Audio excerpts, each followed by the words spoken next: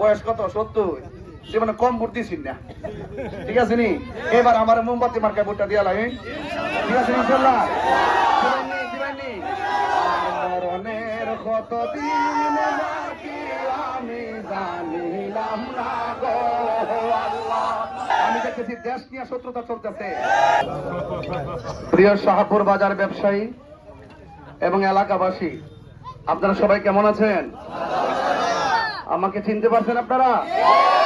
আমি আপনাদের তাহিরি হুজুর।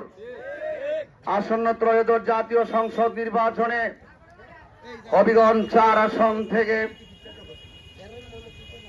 সোনারগঞ্জ মাধবপুর মোমবাতি প্রতীকের প্রচারণায় আজ শাহপুর বাজারে দ্বিতীয়বারের মতো এসেছি। গতদিন যখন এসেছি প্রত্যেক ব্যবসায়ী ভাইদের সঙ্গে আমি মত বিনিময় করে দোয়া নিয়েছি। আজ আপনাদের সামনে ভোট চাইতে এসেছি।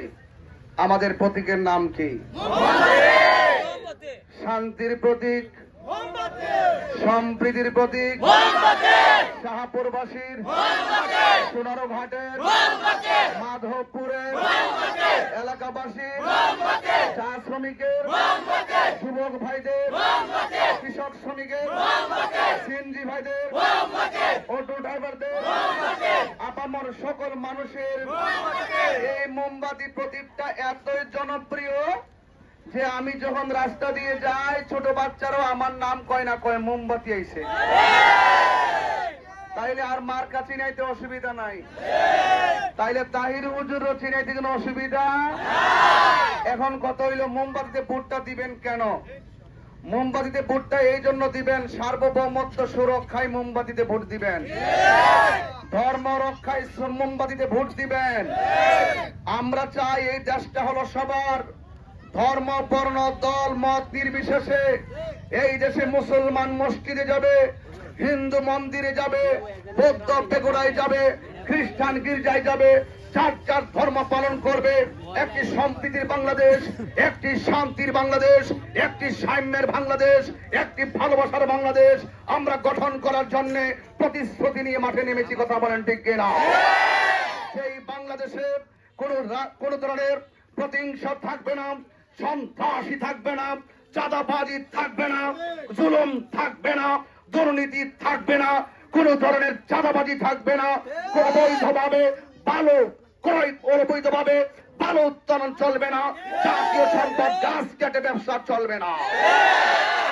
আমার ভাইয়েরা, আপনাদের কাছে অনুরোধ করে বলবো, আপনারা বিগত দিনে অনেক এমপি মন্ত্রীকে ভোট দিয়েছেন, দেন কি দেন নাই? ক্ষমতা দেওয়ার মালিককে, নেওয়ার মালিককে। আপনার চেষ্টা আপনি করুন, আমার চেষ্টা আমি করব। 12 তারিখে জনগণ বুলেটের মাধ্যমে নয়, ব্যালটের মাধ্যমে তাদের প্রতিনিধি নির্বাচন করবে। প্রতিনিধির ক্ষমতা দেওয়ার মালিককে। আমার বড় কষ্ট লাগে যখন আমি দেখি মোমবাতি প্রতীকের ব্যানার লাগাইতে গেলে অনেকে বাধা দেয়, পোস্টার লাগাইতে গেলে বাধা দেয়, মাইকিং করতে গেলে বাধা দেয়।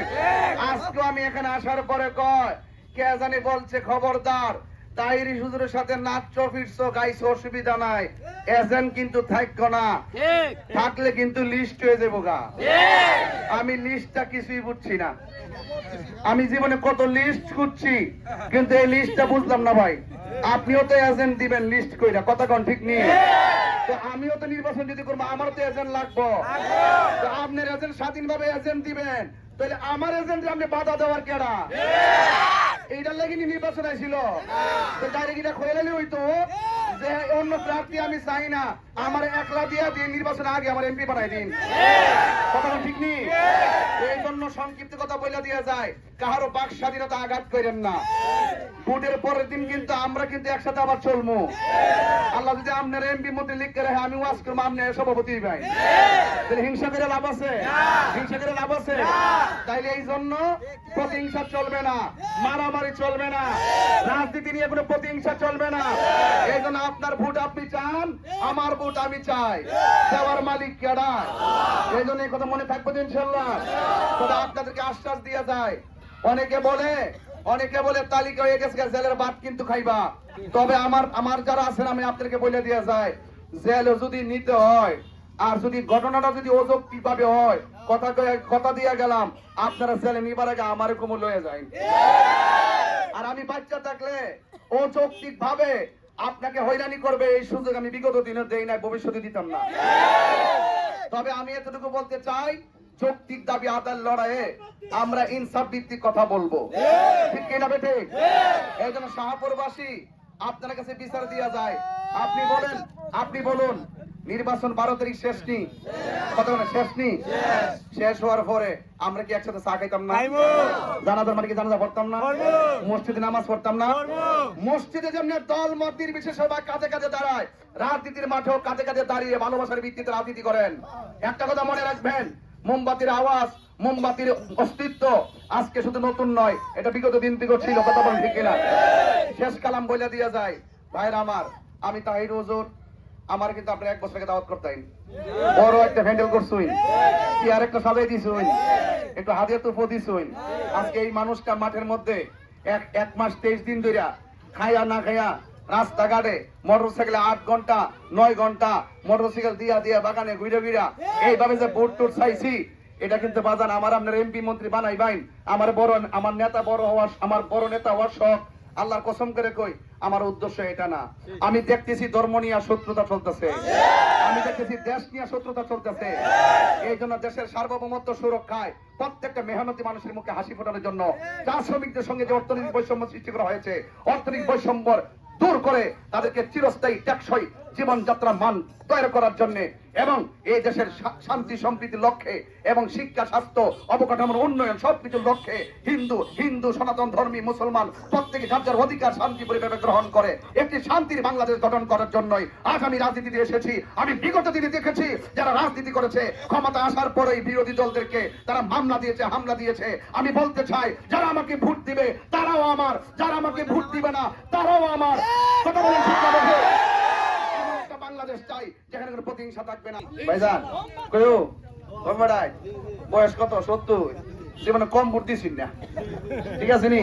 এবার আমার মোমবাতি মার্কায় ভোটটা দিয়া লাগে, ঠিক আছে ইনশাআল্লাহ? দিবেননি? মরণের কতদিন বাকি আমি জানিলাম না গো আল্লাহ, কতদিন বাকি আমার মরণে, কতদিন বাকি আমি জানিলাম না গো আল্লাহ, কতদিন বাকি। আর আজরাইল আসিয়া যখন হস্তে দিবা দরি, তখন আমার মনা ভাই করবা লুকালুকি আমি জানিলাম না গো আল্লাহ, বাজান ভোটটা দিয়ে নো মোমবাতি মাকে ইনশাআল্লাহ। আসসালামু আলাইকুম ওয়া রাহমাতুল্লাহি ওয়া বারাকাতুহু।